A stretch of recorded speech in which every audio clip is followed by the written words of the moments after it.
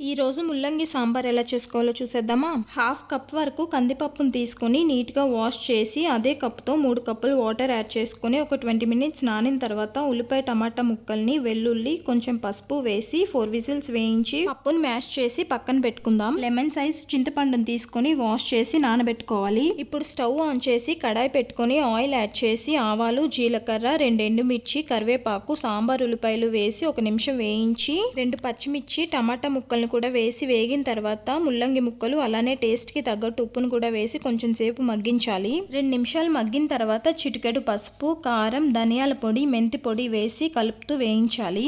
ఇప్పుడు మనం నానబెట్టుకున్న చింతపండు నుంచి తీసిన రసం కొంచెం బెల్లం వేసి ఉడికించాలి. బెల్లం వేయడం ఇష్టం లేకపోతే స్కిప్ చేయొచ్చు. పులుసు మరుగుతున్నప్పుడు మ్యాష్ చేసి పెట్టుకున్న పప్పు కొంచెం వాటర్ వేసి ఉప్పు కారం సరిపోకపోతే అడ్జస్ట్ చేసుకొని ముల్లంగి ముక్కలు ఉడికిన తర్వాత లాస్ట్ లో కొంచెం కొత్తిమీర వేసుకొని స్టవ్ ఆఫ్ చేసుకుంటే ముల్లంగి సాంబార్ రెడీ. వీడియో నచ్చితే లైక్ చేయండి. ఇలాంటి మంచి రెసిపీస్ కోసం ఛానల్ని సబ్స్క్రైబ్ చేసుకోండి. Thank you.